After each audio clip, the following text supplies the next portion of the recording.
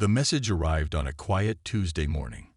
In the 50 years since humanity had reached the stars, they had never received anything like it.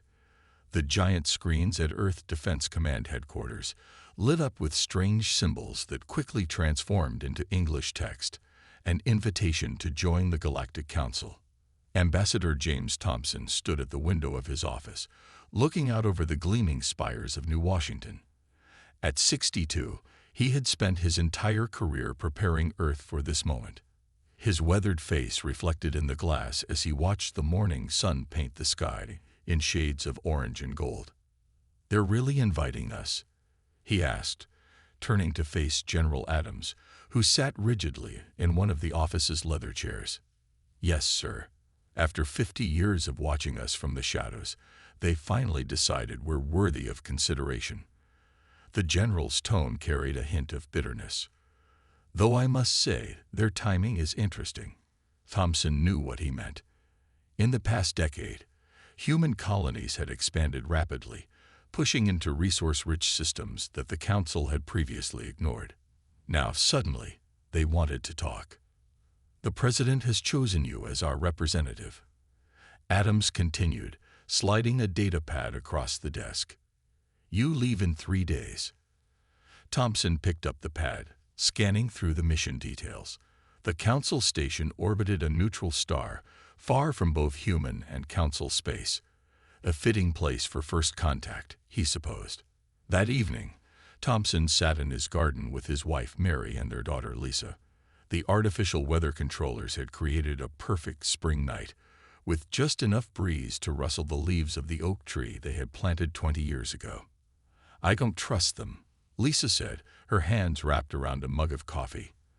At 28, she worked in Earth's diplomatic corps, following in her father's footsteps. "We've sent 17 requests for diplomatic contact in the past 5 years. Why respond now?" "Because we're finally strong enough to matter," Thompson replied, watching a shooting star, probably a defense satellite, cross the sky, or dangerous enough to worry them. Mary reached over and squeezed his hand.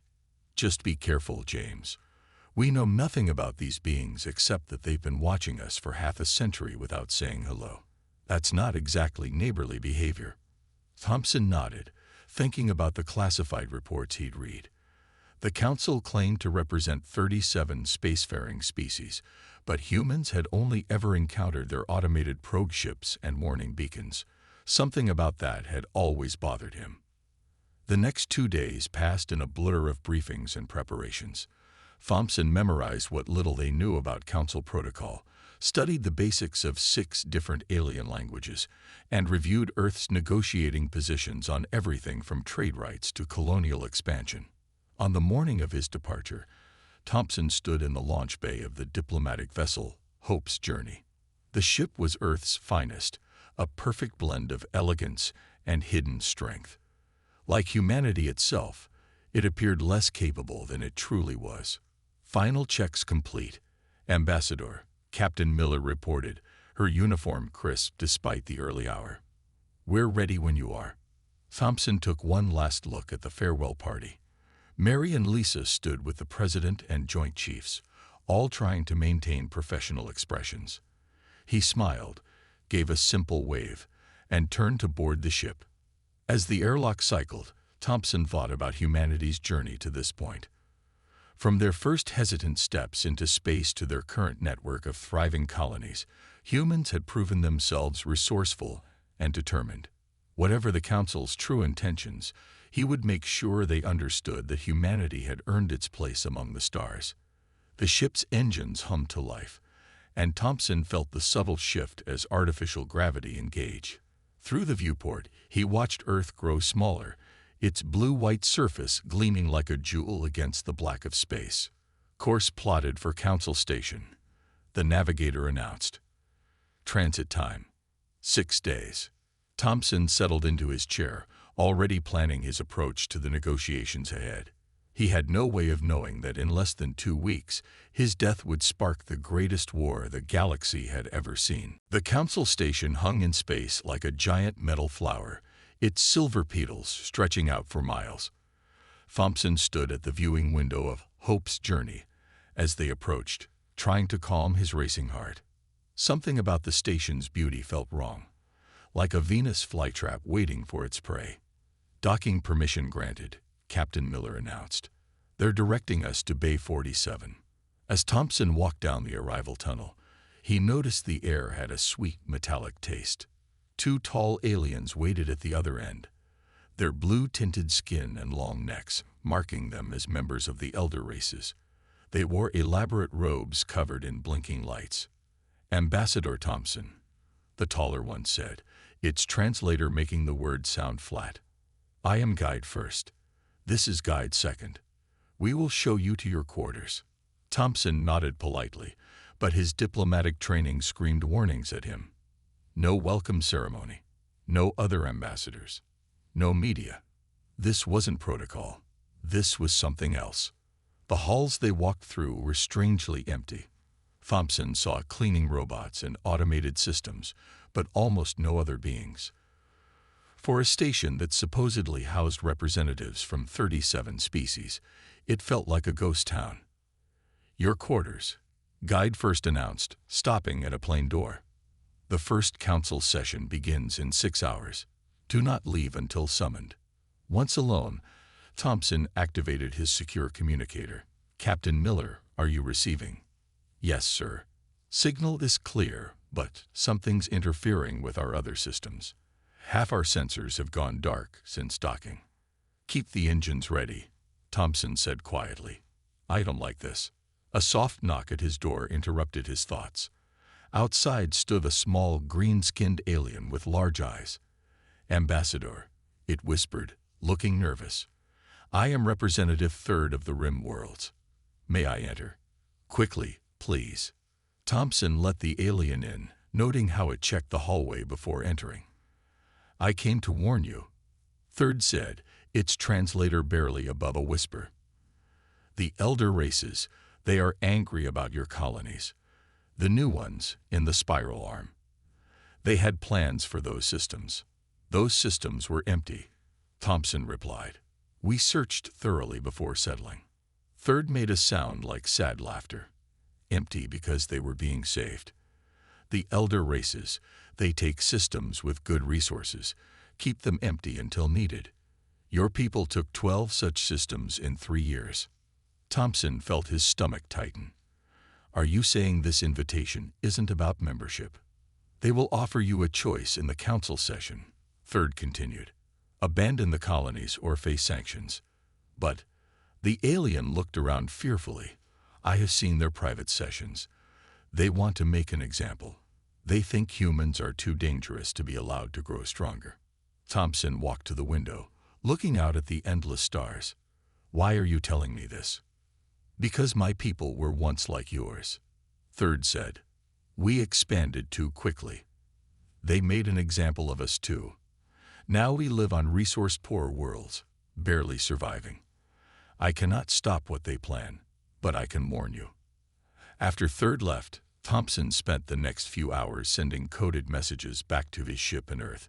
He detailed everything he'd learned and everything he suspected. If Third was right, humanity needed to be ready. When the summons finally came, Thompson straightened his uniform and checked his emergency beacon one last time. As he walked toward the council chamber, he noticed more beings in the halls now, all watching him with expressions that ranged from pity to barely hidden satisfaction. The council chamber doors looked like they were made of solid gold, stretching 3 stories high. Guide First and Second waited beside them. Remember, Ambassador, Guide First said as the doors began to open. The council's decisions are always unanimous and final. Thompson took a deep breath and stepped forward. The chamber beyond was vast and circular, with raised seats holding representatives of the most powerful species in known space. All of them looked down at the single small platform where he would stand. As the doors closed behind him with a heavy thud, Thompson realized he could no longer hear the station's air circulation systems. The council chamber's lights dimmed as Thompson stood on the small platform. Above him, hundreds of alien faces looked down from their elevated seats. Their eyes glowed in the darkness like stars cold and distant. Ambassador James Thompson of Earth. The High Speaker's voice boomed through the chamber. The creature's long, serpentine neck rose above the others, its scaled skin reflecting the dim light. You stand before the Galactic Council seeking membership for your species.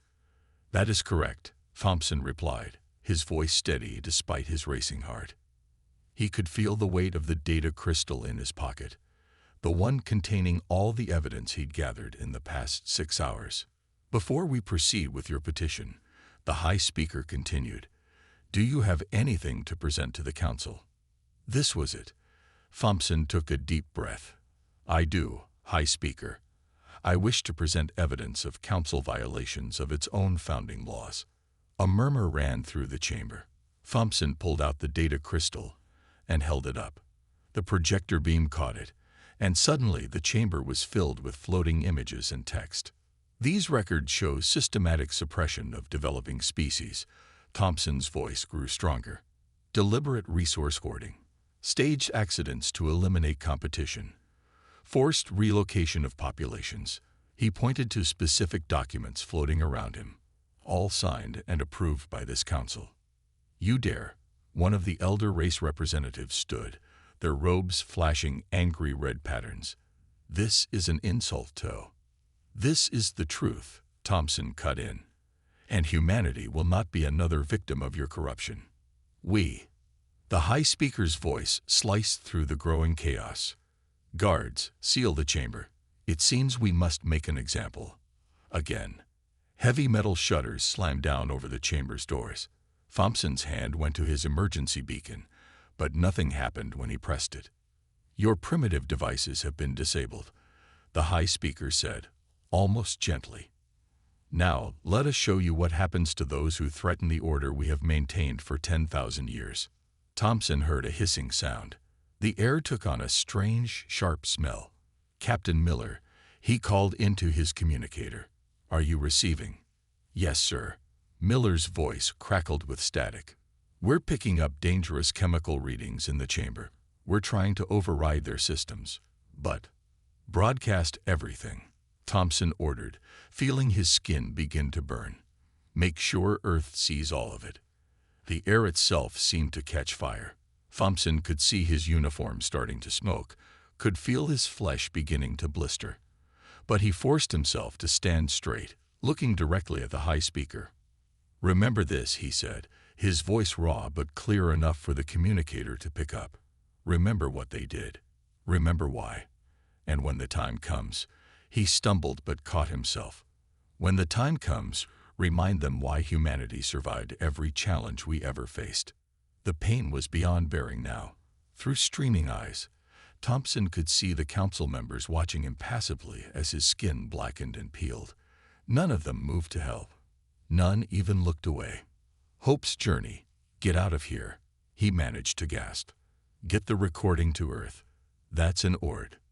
The rest of his words were lost in a scream as the chemical fire reached his lungs. His last thought, as consciousness faded, was of Mary and Lisa. At least they would know he died standing up for what was right. Up in the observation rings, Representative Third watched with horror as Thompson's body finally collapsed. The human had known this might happen. Third's warning had made that clear, but instead of running, he had chosen to expose the Council's crimes to every human observation ship in range. As Third watched the Earth ship Hope's Journey make a desperate break for open space, pursued by Council vessels, a strange thought occurred to them. Perhaps the elder races were right to fear humans after all, but not for the reasons they imagined. Because Third had seen the look in Thompson's eyes at the end, it wasn't fear or pain or even hatred. It was triumph. The recording of Thompson's death played on every screen on Earth. In homes, offices, and public squares, billions watched in stunned silence as their ambassador burned alive. When it ended, that silence turned to rage. Admiral Robert Wells stood in Earth Defense Command's main control room, watching as emergency signals lit up across human space. His weathered face showed no emotion, but his hands gripped the command rail so hard his knuckles turned white. Sir, his communications officer spoke up, We're receiving responses from all colonies. They're asking for war authorization. Wells nodded. He'd known humanity's response the moment he'd seen Thompson's final moments. What about the Council? They've sent a message, sir. They say. The officer's voice shook with anger. They say this was a legal execution of a disruptive element, and that humanity should learn its place. The main door slid open. The president walked in, followed by the leaders of Earth's major powers. Their faces were grim. The vote was unanimous, the president said. For the first time in human history, every nation, every colony, every settlement agrees. We're at war. Wells turned to his tactical display. They think we're primitive. They think we're weak. Let's show them how wrong they are. He pressed a button, and a new image appeared. Blueprints labeled Project Phoenix. We've been preparing for something like this for years, Wells explained. The Council relies on energy shields, AI-driven ships, and advanced targeting systems. But we found their weakness. The display showed simple nuclear weapons, modified for space combat. Their shields can't handle old-fashioned nuclear blasts. Their AIs can't predict primitive ballistic trajectories. And their targeting systems. He allowed himself a small smile. They never developed countermeasures for kinetic weapons. Why would they? It's too primitive for their taste. How long until we can launch? One of the world leaders asked. Our forces are already moving, Wells replied. We started the moment Hope's Journey broadcast Thompson's warning. Every colony is activating its defense systems. Every shipyard is switching to war production. And our sleeper agents in Council space are about to wake up. The tactical display lit up with hundreds of red dots, Council military installations, and supply lines. Next to each one, a small note detailed their weaknesses, their patrol schedules, their defense capabilities. Thompson didn't just expose their crimes, Wells continued. He confirmed what our intelligence suggested. The Council is corrupt, complacent, and completely unprepared for a real war. They haven't fought one in thousands of years. They just bully younger species into submission. And now they try to bully us, the president said quietly. Yes, sir. But unlike those other species, we're ready to hit back. Hard. The display changed again, showing the faces of other alien representatives, species who had suffered under Council rule. Many had already sent secret messages supporting Earth's cause. The Council thinks this will be a simple punishment operation, Wells said. They'll expect us to cower, to abandon our colonies, to submit like all the others did. Instead, he typed a command, and the display showed Earth's full battle plan. Instead, we're going to tear their corrupt empire apart. In orbit, the first waves of Earth's ships were already moving out. Not the sleek diplomatic vessels the Council knew about, but heavy warships that had been built in secret, deep in asteroid belts and hidden shipyards. On every colony world, missile silos opened. Defense platforms powered up. Civilian ships began converting to military use, adding the weapons they'd carried hidden behind false panels. In her office at the diplomatic court, Lisa Thompson watched her father's final moments one more time. She touched the screen gently when it showed his face. They thought killing you would break us, Dad, she whispered. Instead, you gave us exactly what we needed. Proof of their crimes, proof of their weaknesses, and a reason to strike first. Across human space, a simple message flashed on every military channel. Remember, respond. The war had begun. The Council's largest supply depot hung in space above a gas giant, its massive storage rings glowing with shield energy. The facility's AI systems monitored space for thousands of miles around, ready to detect any advanced ship drives or energy weapons. They weren't looking for rocks. The first asteroid hit the outer shield at 20% of light speed. The impact overloaded the shield generators instantly. Before the facility's automated alerts could even sound, 50 more followed, each one precisely aimed. Admiral Wells watched the attack feed from his command ship, hidden in the shadow of a nearby moon. Status: direct hits on all primary targets, his tactical officer reported. Their shields never stood a chance against kinetic impacts at that speed. Their AI didn't even recognize the asteroids as weapons until impact. Wells nodded. Similar attacks were happening across Council space. Humanity's ships had spent weeks positioning simple chunks of rock, using basic thruster pods to aim them. No complex drives, no energy signatures, just physics and patience. Second phase, Wells ordered. Across the system, hundreds of supposedly civilian mining ships dropped their fake outer hulls, revealing missile batteries and gun ports.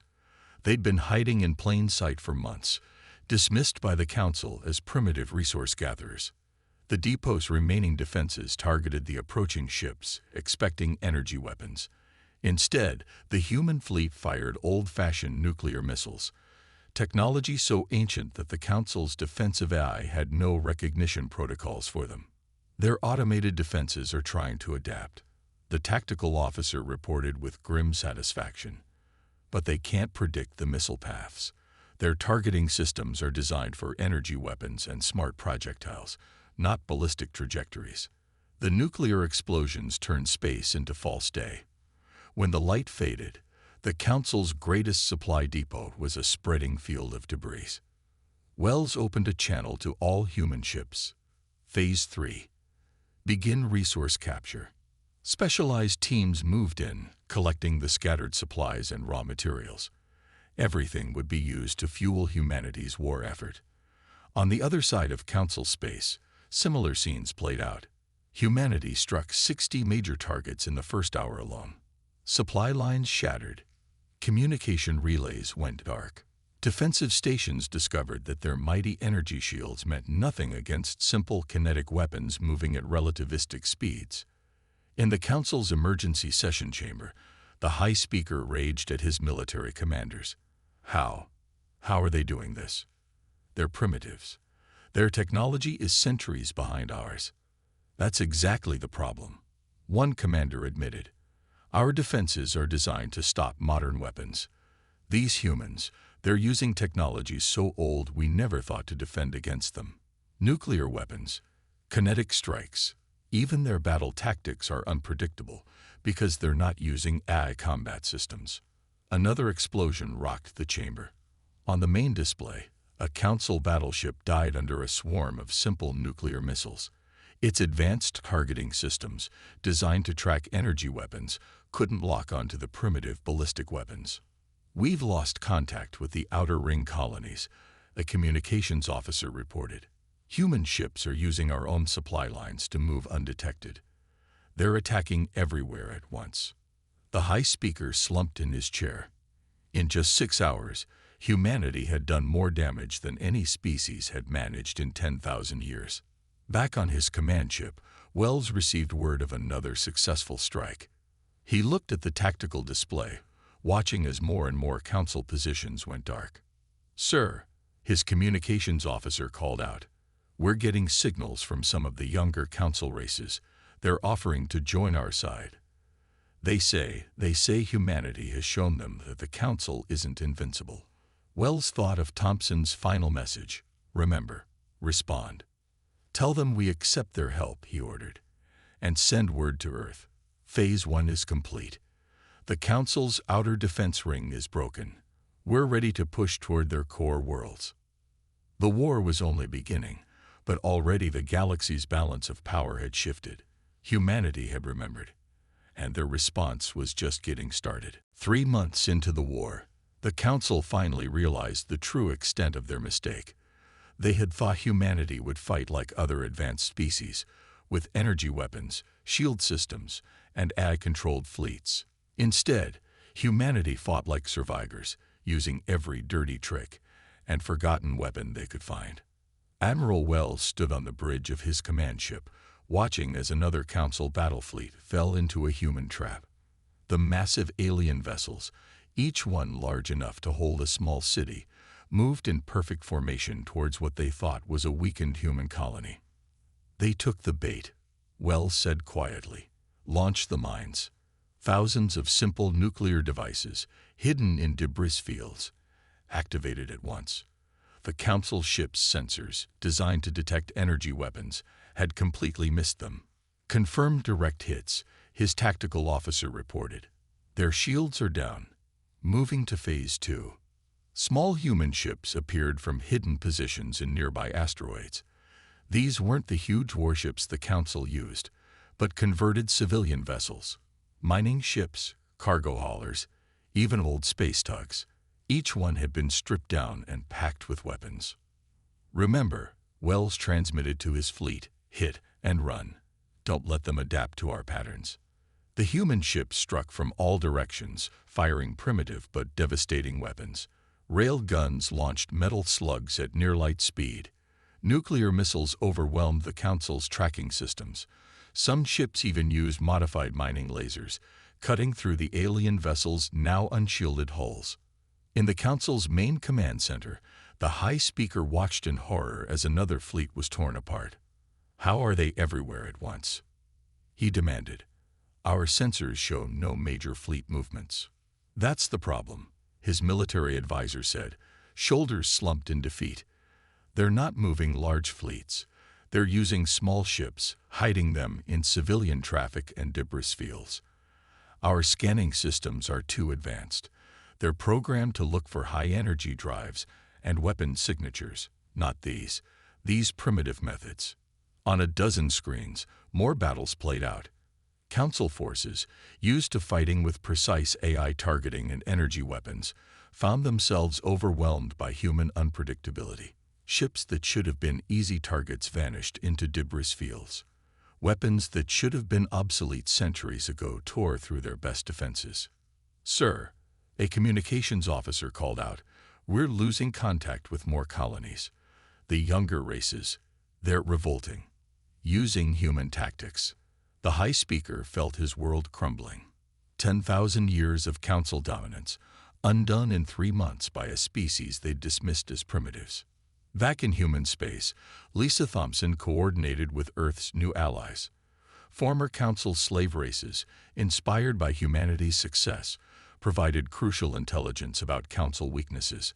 Some even began building their own primitive weapons, following Earth's example. "Another Council fleet just surrendered," her aide reported. They're saying they want to defect. Their crews are mostly from younger races. They've seen what happened to the other fleets." Lisa nodded, thinking of her father. He had died exposing the Council's corruption, but he'd also shown the galaxy that the mighty Council could bleed. On his command ship, Wells received the latest victory reports. Human forces had pushed halfway to the Council's core worlds. Their supply lines were in chaos. Their once mighty fleets were scattered or destroyed. And now their own member races were turning against them. "Sir," his communications officer spoke up. "Message from Earth Command. They're calling this Operation Thompson. They say it's time for Phase 3. Wells looked at the tactical display, where the Council's capital system glowed like a distant target. "Send word to all ships," he ordered. "The Council forced us into this war. Now we're going to end it. Set course for their home system." In the darkness of space, thousands of human ships began to move. The Council had started this war by burning one human alive. Humanity's response had burned their empire to ash. And now it was time to finish the job. The Council's capital system was supposed to be impregnable. 3 rings of defense stations, powered by artificial suns. Fleets of the most advanced warships ever built. Sensor arrays that could detect a meteor from light years away. None of it mattered. Human ships appeared inside the defense rings, rising out of their hiding places in cargo vessels that had been quietly arriving for weeks. Council sensors, searching for advanced drive signatures, had ignored the primitive chemical rockets these ships used for short-range movement. "All ships, execute final attack plan," Admiral Wells commanded from his flagship. "Remember why we're here." The battle that followed would be studied for centuries. Human vessels, many of them civilian ships converted for war, struck from every direction at once. They fought like Earth's ancient guerrilla warriors, appearing suddenly, striking hard, vanishing into debris fields before the Council's targeting computers could lock on. In the Council's central station, the High Speaker watched his perfect defense crumble. "How did they get so many ships past our sensors?" he demanded. "They hid them in plain sight," his tactical officer replied, voice shaking. "In cargo containers, in asteroid chunks, even powered down and drifting with space junk. We were looking for an advanced fleet. They sent us scattered pieces and assembled them inside our defenses. A massive explosion lit up space. One of the artificial suns powering the defense rings went dark, its containment systems destroyed by precisely targeted nuclear strikes. We have to evacuate," someone shouted. "They're inside all our defensive perimeters." But as the Council leaders rushed to their escape vessels, they found their paths blocked. The younger races they had suppressed for so long had turned against them. In corridors and docking bays across the station, security forces faced their own soldiers. Lisa Thompson stood on the bridge of her ship, watching the battle unfold. Her vessel wasn't a warship but a diplomatic one, carrying representatives from Earth and their alien allies. They waited as human forces systematically disabled the Council's defenses. "Your father would be proud," Representative Third said, standing beside her. The small alien who had tried to warn James Thompson now served as a liaison between Earth and the liberated races. "He showed us their weakness," Lisa replied. "Not their technology, their arrogance. They were so convinced of their superiority that they never imagined primitives could threaten them." Hours later, Wells' voice came over the command channel. "Capital Station secured. Council leadership captured. You're clear to dock, Ambassador Thompson." Lisa led the diplomatic team into the Council chamber where her father had died. The room had been repaired, but she could still feel the weight of what had happened here. The Council leaders, now prisoners, watched as she took the Speaker's position. "6 months ago, you murdered my father in this room," she began. "You thought it would frighten humanity into submission. Instead, it united us, united all of us." She gestured to the representatives of various species around her. "Today, we're not here for revenge. We're here for justice. The Galactic Council is disbanded. In its place, we're establishing the Galactic Assembly, where all spacefaring species will have equal voice and equal rights." She looked at the former Council leaders. "You will stand trial for your crimes, not just against humanity, but against every species you've suppressed and exploited. But you'll receive something you never gave my father: a fair hearing." The chamber, once a place of corruption and death, began its transformation. Over the following days, representatives from hundreds of worlds arrived, elder races and young species working together as equals for the first time in galactic history. Admiral Wells attended the Assembly's first official session. Watching Lisa Thompson guide the proceedings, he thought about how far they'd come. The Council had tried to make an example of humanity. They had succeeded, just not in the way they intended. Humanity had shown the galaxy that true strength didn't come from advanced technology or ancient traditions. It came from determination, adaptability, and the willingness to stand up against injustice, no matter the cost. The stars looked different now. Not distant points of light controlled by an ancient elite, but a field of possibilities open to all. A new age had begun, born from one man's sacrifice and humanity's response. They had remembered, they had responded, and now they would lead the way forward.